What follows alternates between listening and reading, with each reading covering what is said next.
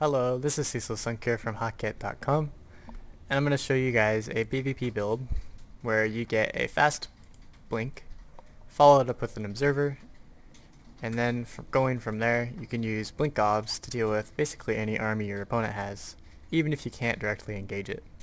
And I'll show you guys exactly how to do this. I'm not going to actually go through the opening in great detail. I'm just going to skim through it momentarily. That's because I have other videos that go over Protoss versus Protoss openings. Okay, so in this game, I do a triple stalker opening because there's not a whole lot of places for probes to get to your natural, so it's very easy to cover. It's easy to deny probes in this area with 3 stalkers, and so I favored that opening on this map. I noticed he was playing pretty greedy, spending chrono on his Nexus. 2 of the assimilators were taking, and he has a tech structure. So I decided to make sure he got at least 2 sentries. If he hadn't gotten 2 sentries, I might be able to bust up the ramp and hit him with a whole lot of stalkers. But just this slight stalker pressure forced 4 sentries from my opponent. That's 400 Vespene, which means any other tech that he wants to spend is going to be 400 Vespene later. Actually, more like 200, because I forced down 2 extra sentries. Back at home, the moment I notice I can't kill him, immediately start placing tech structures. Get the Twilight Council first, as you're going to be going for Blink plus Observer. If you get the Robo first, and you know your opponent does not have Dark Templar, you're going to have an Observer, and then that's it. That's not going to help you much at all. You just have an Observer. However, if you have Blink first, you can use Blink to micro in case he comes down his ramp. And you can actually use Blink while you're waiting for your Observer. And then right when your Observer here is here, you can start blinking up and down ramps. So in a situation like this where you know your opponent won't have Dark Templar, go ahead and get the Twilight Council first. Start chrono boosting out Blink. Now you're going to be playing pretty aggressively, so you don't need a Nexus yet. Just have a probe sitting here for whenever you do want to place a Nexus down. Note I have 1 sentry for a force field in the event he tries to just run his stuff down the ramp. If he does, I want to pick off 3, maybe 4 units at the bottom, and then I'll run away as the force field dissipates, and I'll trade very cost efficiently. You, however, don't want to let down too much, otherwise you'll just have to run away, your force field will be wasted, you'll likely lose the 2 zealots. Once he finally does break down through this little light contain, be sure to send your slow units back to your base. That way you can have just your fast stalkers and your observer.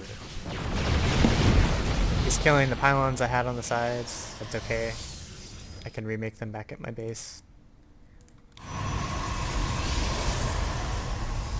Note I don't actually chrono boost the observer because it builds so fast on its own. Make sure to be very active in this location. Make sure he does not get down his ramp. And you might be thinking, oh, that's so hard to watch the ramp constantly in macro and get the observer across the map. Well, if it's hard, then in order for you to do it properly, you'll have to execute really well. And you have to push your limits. And builds that push your limits as a player are really great for those who are trying to improve. Also, do know that right at about this time, let's see, it's like 850, right around this time, after he makes a couple immortals, he's likely to go for a warp prism. So I just have stalkers over here looking for a warp prism. And I end up finding it and I can take it out really easily. If you end up not taking it out, he might warp in 4 zealots, put them in the prism, then fly over, drop 4, warp in 4 more, and then you can just lose your Nexus. Because you only have 3 gateways. 3 zealots versus 8 zealots is a bad deal.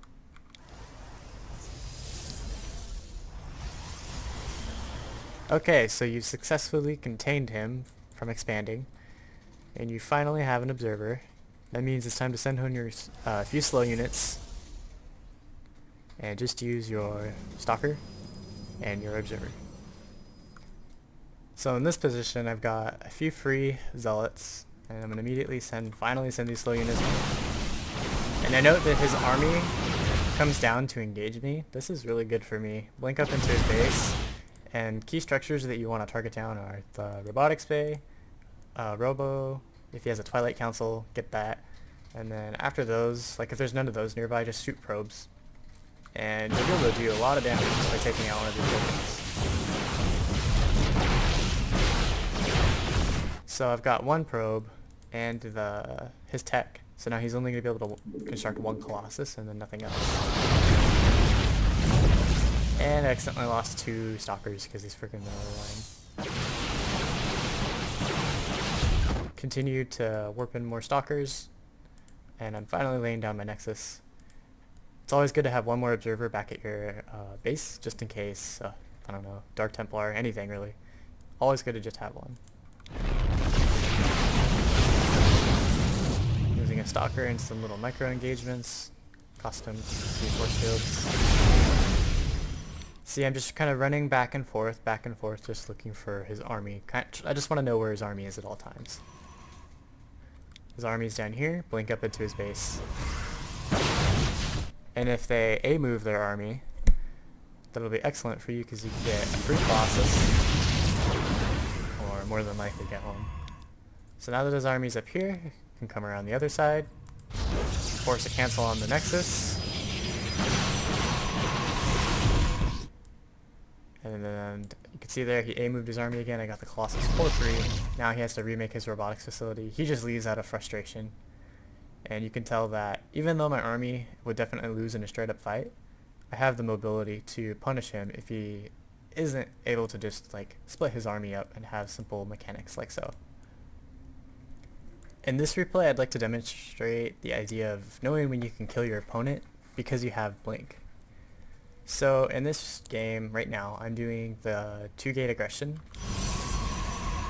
and there's a video on that on Hotkeyit, so you can check that out if you don't know what it is already if you're interested in it. And I followed up with blink and a robo facility.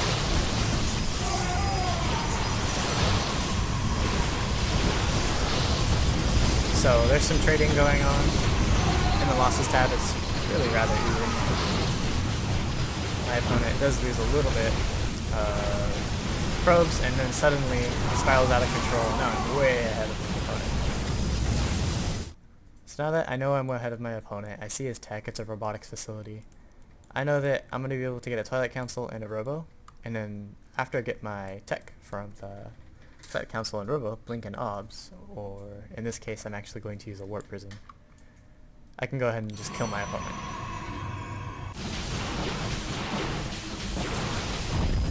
So my opponent decides to go for a Zealot Sentry Desperation attack to try to knock out my natural expansion.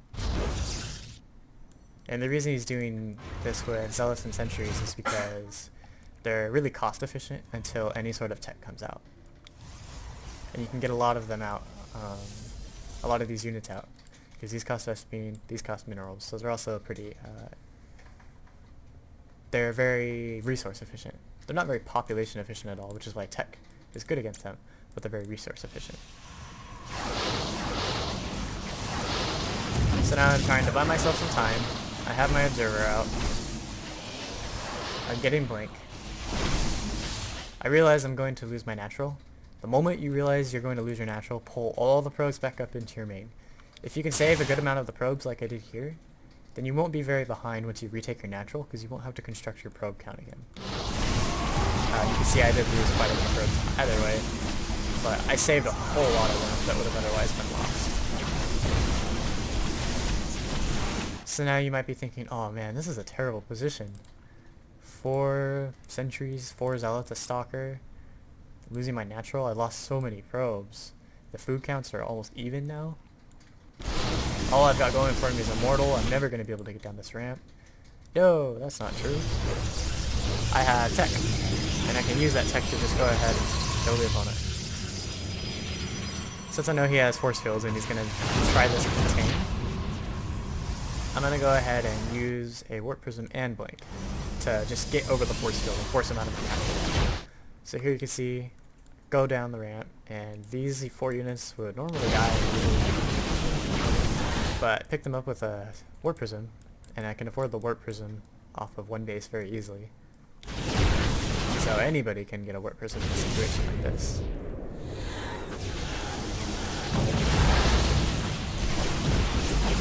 Finally forced the retreat, but I can jump over the force field very easily to blink and chase all of these units down, kill all of them, and then win with an attack up his cliff. So chase down the slow units. Here you could see some blink micro, just to make sure I don't take any damage beyond shields. And now I know I'm very far ahead compared to when I was just up my ramp and he took out my nexus. And I was able to do that because of the blink and the robotech that I had.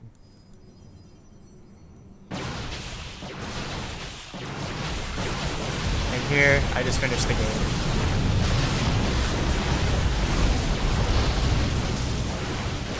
By pairing up his ramp.